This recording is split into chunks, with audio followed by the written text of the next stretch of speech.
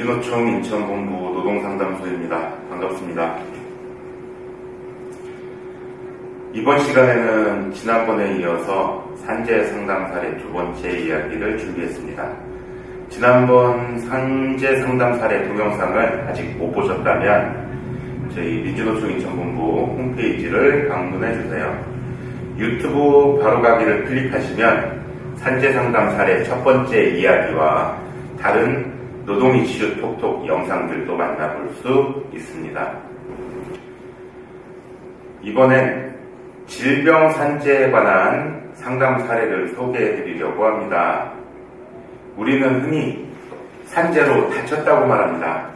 그러다 보니 삐고 부러지고 잘리는 사고만 산재이고 질병은 산재가 아니라는 오해를 하는 경우가 아직도 많습니다. 하지만 사고로 다쳤든 질병으로 아프든 간에 업무 관련성이 있냐 없냐가 중요한 겁니다. 결국 사고든 질병이든 업무와 인과관계를 따져서 인정되면 산재 보상이 된다는 말씀. 그런데 사고보다 질병은 업무 관련성을 확인하기 어려운 경우가 더 많습니다. 아픈 노동자가 업무 때문에 아프게 됐다는 걸 증명해야 하는 어려움이 있죠. 그래서 오늘은 몇 가지 대표적인 산재 질병에 대해서 어떤 준비를 하면 좋을지 전해드리겠습니다.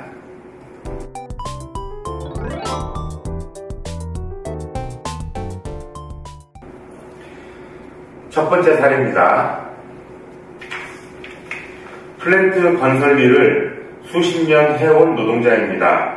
난청이 심해져서 산재 신청하고 싶은데 뭘 어떻게 준비할지 모르겠습니다.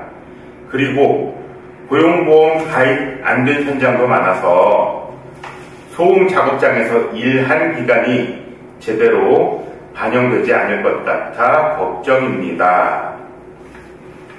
네, 플랜트 건설 일은 공장이나 건축물에 배관, 기계, 장치 같은 설비를 설치하거나 해체하거나 개조하는 등의 작업을 말합니다. 기계를 조립하는 작업, 해체하는 작업, 용접하는 작업이 사방에서 진행되고 다양한 공구를 사용하면서 발생하는 소음이 대단하다고 알려져 있습니다. 먼저 소음성 난청 산재 인정 기준을 알려드릴게요. 3년 이상 85dB 이상 연속소음에 노출되었을 것, 그리고 최소한 한쪽 귀에 40dB 이상의 청력 손실이 있을 것, 또 그리고 감각신경성 난청일 것, 또 그리고 난청이 다른 원인, 즉 다른 질병이나 유전 때문에 발생한 것이 아닐 것. 참 어렵죠? 자, 기억해 두실 것들 먼저 말씀드리죠. 청력 손실이 얼마나 되는지 정확하게 진단받아서 산재 신청하세요. 이때 건강진단에서 청력 검사 받았던 결과들을 잘 모아두었다 제출하세요. 만약 난청에 대한 특수건강진단을 받았고 거기에 D1이라는 표시가 있다면 꼭 챙겨두었다 제출하세요. 그리고 현장에서 소음 측정한다면서 귀에 측정기 달고 작업한 적이 있거나 또는 다른 동료가 그렇게 작업하는 걸 보셨다면 작업환경 측정이라는 걸 한 거거든요. 그 자료는 노동자에게 공개하도록 돼 있어요. 그러니 회사에 달라고 하세요. 만약에 노동조합이 있다면 노조의 협조를 구하는 것도 좋겠습니다. 한편 작업환경 측정 결과를 믿을 수 없는 경우도 많거든요. 그렇다면 현장 소음 상황을 동영상 촬영해서 확보해 두는 것도 좋겠습니다. 자, 정리해 볼게요. 어려워 말고 산재 신청한다. 그러면서 건강진단, 작업환경 측정, 현장 동영상 등 자료를 모아서 제출한다. 끝! 이제 좀 더 자세히 들어가 보겠습니다. 수십 년 동안 소음 작업장에서 일했으니 3년 이상은 된 거죠. 그런데 고용보험 안 들어간 현장이 많다고 하셨죠. 그렇더라도 임금 지급된 내역은 있을 거잖아요. 통장 정리하거나 은행 가서 거래 내역 발급받아서 플랜트 현장에서 임금 받았던 내역의 입금자, 어떤 현장이었는지, 그리고 투입 공수, 이런 걸 깨끗하게 정리해서 별지로 제출하세요. 혹시 그 당시 같이 일했던 동료와 연락하고 지내신다면 동료 진술서를 받아두는 것도 좋겠습니다. 그 다음으로 청력이 얼마나 나빠졌는지 정확하게 진단받아서 산재 신청하면 됩니다. 이때 다니던 이비인후과가 근로복지공단과 계약된 지정병원이라면 그 병원 원무과 통해서 산재 신청하세요. 그러면 접수된 겁니다. 만약 지정병원이 아니라면 검사 결과지와 진단서 등을 첨부하고 산재 신청 서류를 직접 작성해야 합니다. 이게 어려워서 노무사한테 돈 주고 사건 맡기는 경우가 많은데요. 저라면 다른 지정병원을 찾아볼 겁니다. 대부분 종합병원은 지정병원이니 이비인후과가 있는 종합병원을 찾는 것도 방법입니다. 이렇게 산재 접수하면 공단은 특수건강진단 결과라거나 작업환경 측정 결과와 같은 자료를 확인합니다. 자료가 부족하거나 필요하다면 자체 자료조사, 현장조사를 추가로 진행합니다. 그 과정에 소음 작업 종사 사실 확인서라는 걸 작성하라고 안내하죠. 어려워할 거 없습니다. 서류에 있는 칸에 기간별로 어느 사업장에서 무슨 일을 했는지 꼼꼼하게 적어내면 됩니다. 수십 년 동안 일한 현장이 여러 곳이라 칸이 부족하면 깨끗한 백지에 일목요연하게 적어서 첨부하면 됩니다. 이것도 어렵다면 저희 상담소로 연락 주시고 찾아오세요. 같이 머리 맞대고 작성해보면 좋겠습니다. 그런 다음에는 특진을 받으라고 할 겁니다. 이건 공단이 정해준 다른 병원 가서 검사 받으라는 거거든요. 그 다음엔 처리 결과가 올 때까지 기다리세요. 처리가 오래 걸려서 궁금하다면 공단 담당자에게 연락해서 언제쯤 처리될지 물어보세요. 혹시 추가로 협조할 사항이 있는지도 물어보면 좋겠습니다. 그런데 처리 결과가 산재 불인정이라면 어떡할까요? 불복할까요? 말까요? 이럴 땐 해당 근로복지공단에 정보 공개 청구해서 관련 자료를 받은 뒤에 전문가와 상담하세요. 결과에 불복해서 심사청구나 행정소송을 할지 말지를 전문가와 같이 고민해보자는 거죠. 저희 민주노총 인천본부 노동상담소로 연락 주셔도 좋습니다.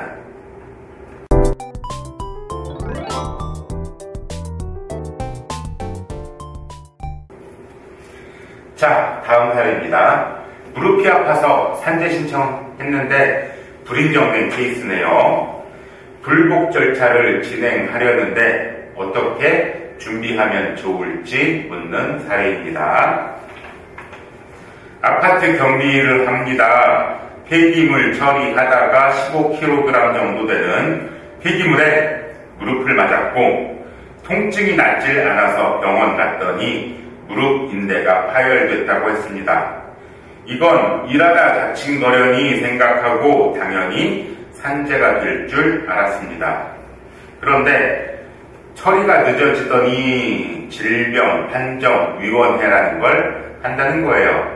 그래서 날짜 맞춰 찾아갔더니 거기 위원이라는 사람이 다친 건 안 물어보고 옛날에 맛집고바 공장에서 선반 공작 작업했던 걸 묻더라고요. 그래서 그런 일을 했었다 정도 말하고 나왔는데 결과는 불인정됐습니다. 내가 뭘 잘못한 것 같기도 하고 억울하기도 해서 이의 신청하고 싶은데 어떻게 하면 좋을까요? 네, 상담을 하면서 직업 경력에 대해서 조금 더 자세히 물어봤습니다. 그랬더니 젊었을 때부터 10년 넘게 공장에서 밀링, 선발, 사상 작업을 해왔고 50대에는 직업 속에서 찾아다니면서 10여 년 건설 현장 잡부로 일했답니다. 그리고 60살이 넘어 건설 일이 힘에 부쳐서 아파트 경비 일을 시작했는데 1년도 안 돼서 이런 사고를 당했다고 합니다. 오랫동안 무릎에 부담되는 작업을 한 건 분명한 것 같습니다. 하지만 그 부분을 인정받지 못하고 반면에 최근 했던 경비직 노동은 무릎 부담이 적다고 평가돼서 불인정된 게 아닐까 추측해 봅니다. 즉 이번 상담자의 경우 폐기물에 부딪히는 사고만 집중해서 주장한 것 같은데 이건 근골격계 질병의 특성을 잘 몰라서 그랬다고 생각됩니다. 목, 허리, 무릎, 어깨, 팔꿈치, 손목, 발목, 손가락, 발가락 등등 몸이 구석구석 쑤시고 아프고 저리고 못 움직이겠고 한 질병. 아파 죽겠는데 죽지는 않아요. 노동자는 이래서 먹고 사는데 몸이 쑤시고 아파서 출근하기 정말 힘들게 만드는 질병. 한마디로 근골격계 질병이라고 말하죠. 단어가 길어서 골병이라고 줄여 말하기도 합니다. 사람은 몸을 계속 쓰니 나이 들면서 몸에 근골격계 기능이 점점 나빠지는 건 당연하죠. 기능이 안 좋아지는 걸 넘어서 근골격계 질병으로 진단되는 수준까지 갈 수 있습니다.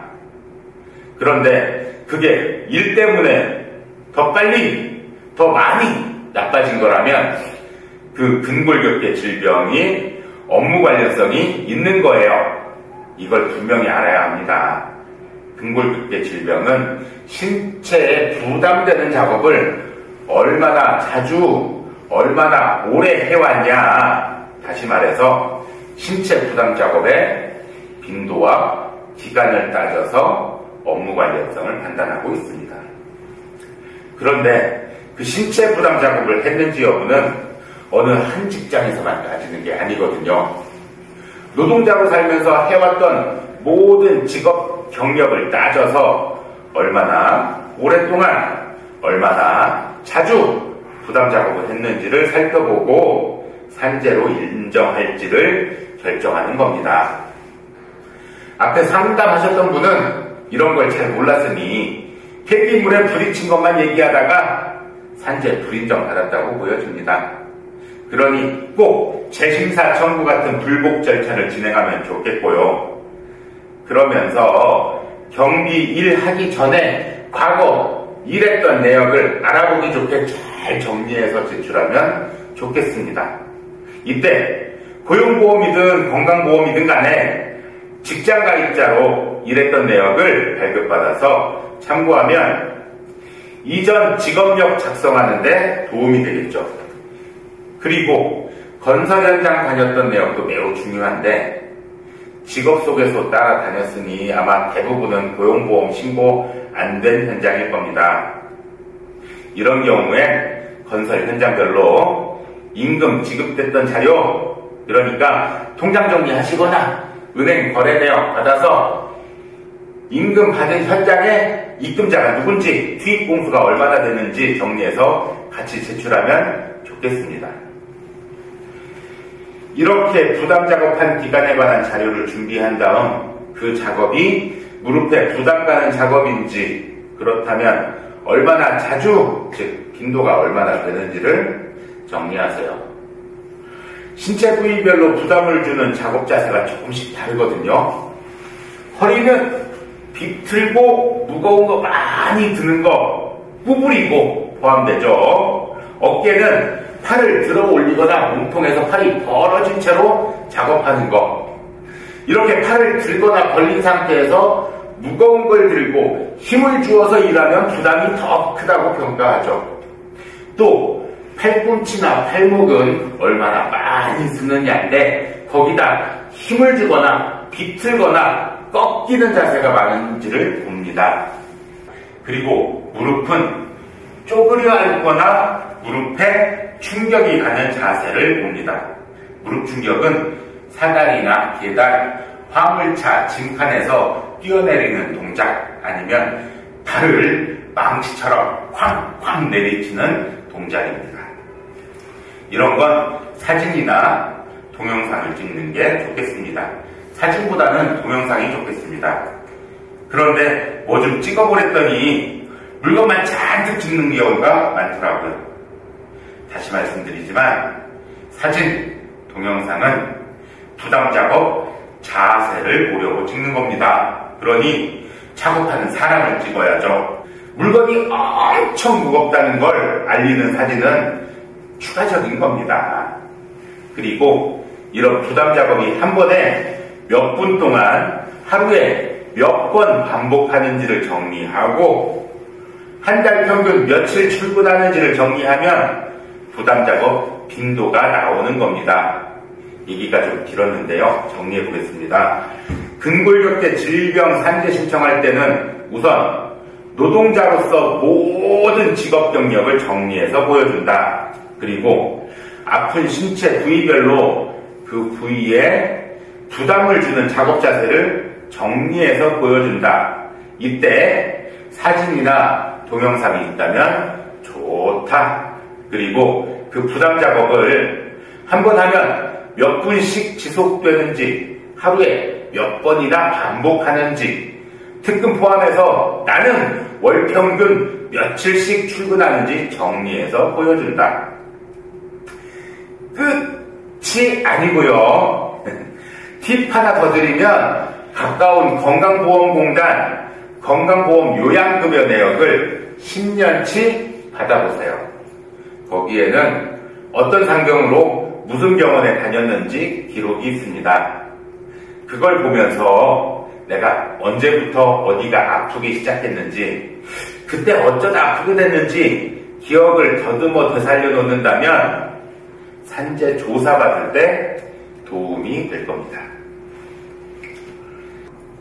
이번 노동 이슈 톡톡에서는 방금 말씀드린 소음성 난청, 근골격계 질병에 관한 상담 사례를 소개해드렸습니다. 그리고 흔히 과로사 또는 과로성 질병이라고 부르는 뇌와 심장, 혈관 질병에 관한 동영상도 같이 업로드했습니다.